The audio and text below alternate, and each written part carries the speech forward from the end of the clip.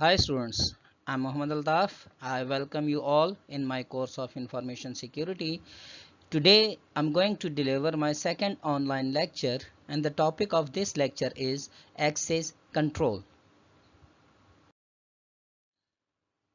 Outlines of this lecture includes access control and then types of access control will be discussed.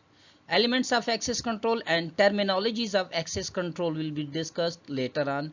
After that, we will discuss basic access control models, and there are three basic access control models. These are mandatory access control, which is known as MAC, non-discretionary access control, and discretionary access control.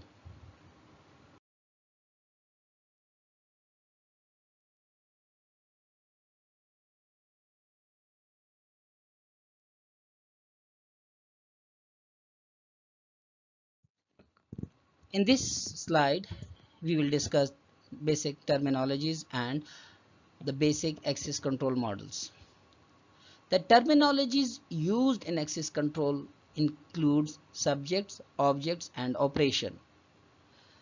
Subject is actually the user of a system or a group of users which use the system. So we use the word subject for users in access control, while the object is the resources which is being used by by the user, or it may be a file, or it may be a memory, or it may be a printer which is going to be used by a subject. So that would be considered as object in access control, while the operation includes accessing these resources. For example, access of memory is an operation, accessing a website, accessing a web server, these are operations. Now we are going towards our main topic, and that is access control models. Dear students, these models are very critical and very important to understand the basic concepts of access control. There are actually three access control models. These are mandatory access control, which can be known as MAC, non-discretionary access control, and discretionary access control.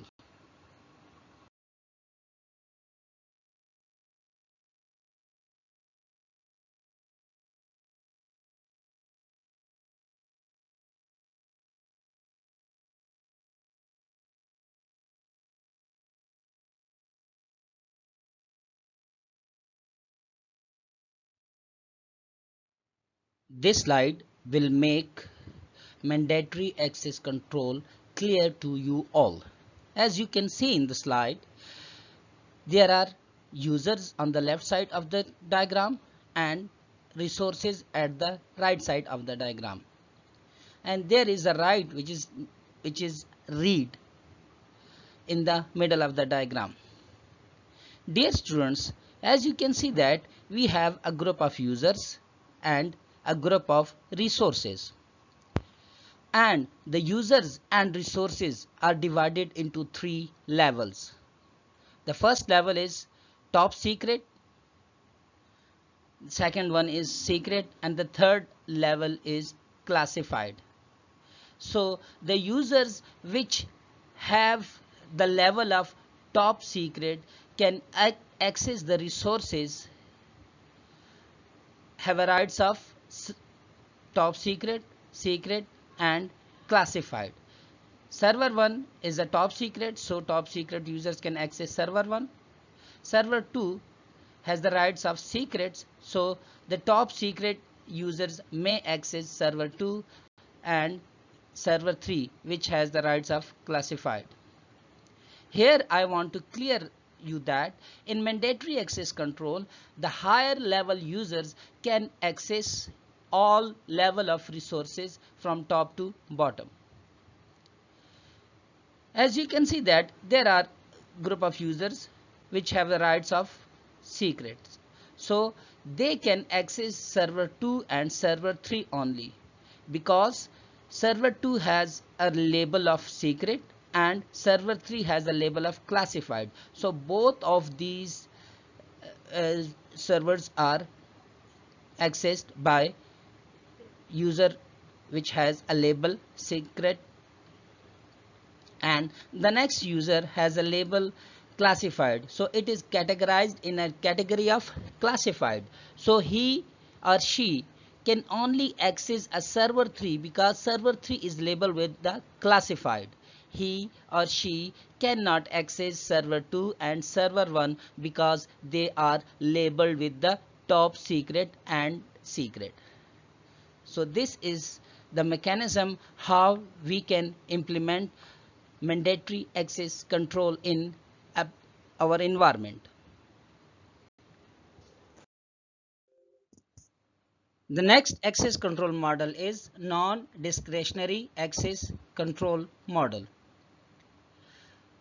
Non-discretionary controls are a strictly enforced version of MACs that are managed by a central authority in the organization and can be based on individual roles.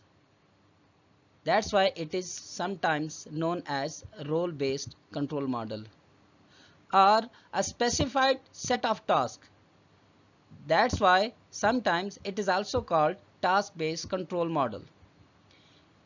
Role-based controls are tied to the role a user performs in an organization, and task-based controls are tied to a particular assignment or responsibility. The role and task controls make it easier to maintain the controls and restrictions associated with a particular role or task, especially if the individual performing the role or task changes often. Instead of constantly assigning and revoking the privileges of individuals who come and go, the administrator simply assigns the associated access rights to the role or task. And then whenever individuals are associated with that role or task, they automatically receive the corresponding access. When their turns are over, they are removed from the role or task and access is revoked. To make non-discretionary access control model clear, let's have a look at an example. Dear students, as you can see in the table, there are two columns.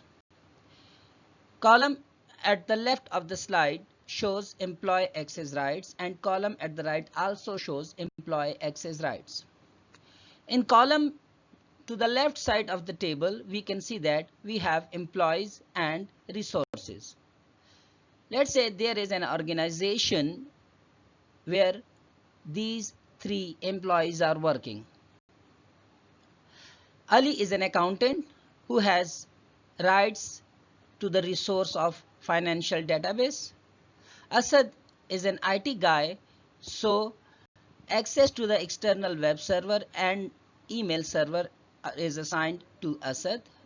While Bilal is CEO, so he has the right to access all financial databases, external web servers, and email servers.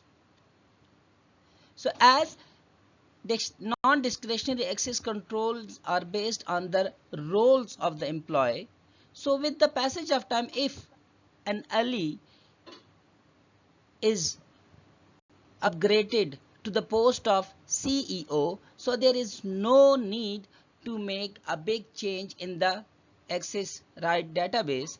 Only the role of Ali will be changed to CEO, so the all rights of CEO will be assigned to Ali.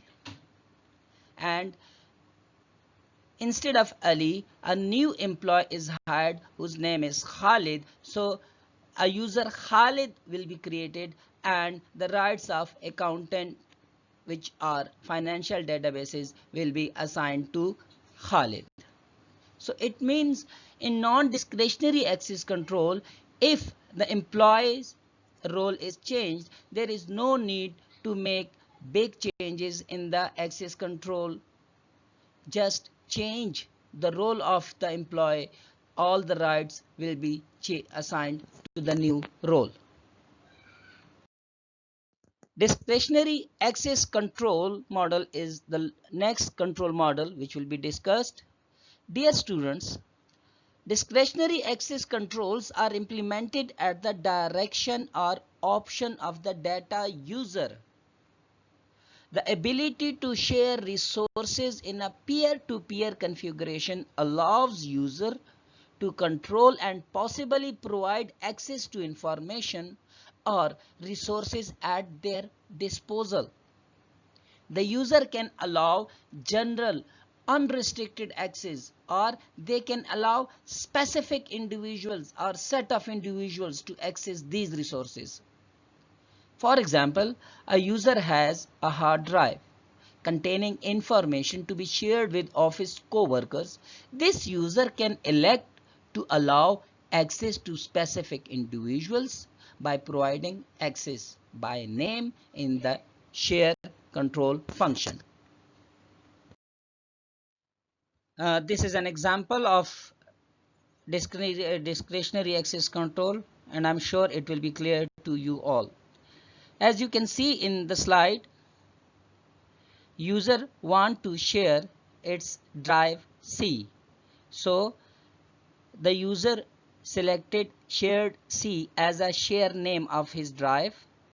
Then some comments are written, and as you can see in the access type option, full is selected by the user and password is enabled, so some password will be used by the user to make it share on to other users.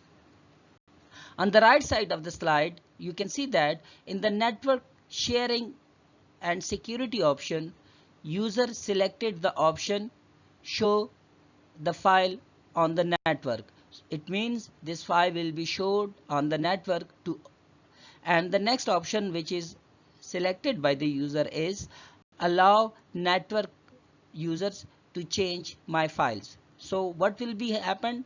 It means now all the users on that network will be able to do changes in the files stored in the drive C of the user.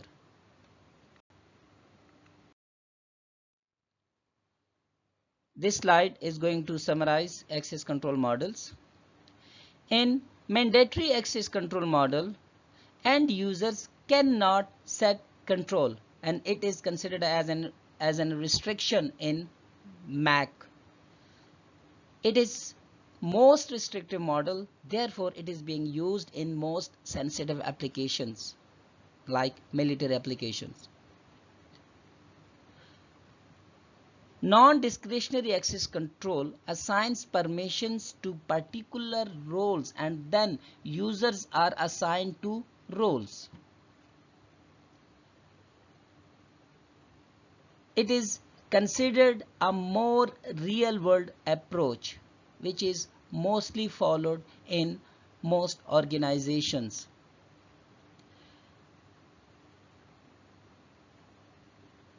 In discretionary access control, subject has total control over objects, and it is least restrictive model. That's why it is not being followed in most sensitive application or most businesses. Dear students, I have an assignment for you which you have to submit within the time. Your assignment is to discover 3 models which are based on mandatory access control and non-discretionary access control models. Bell-LaPadula model is the first model. I will give a brief description. It is used to ensure confidentiality. The second model is also used to implement MAC, and the name of that model is BIBA model. BIBA model is used to ensure integrity, while there is another model which is known as Clark-Wilson model. This model is used to implement non-discretionary access control, and the main aim of Clark-Wilson model is to ensure integrity. Dear students, this was all about access control. I hope it would be clear to you all. If there's any question, put it on the KCMS.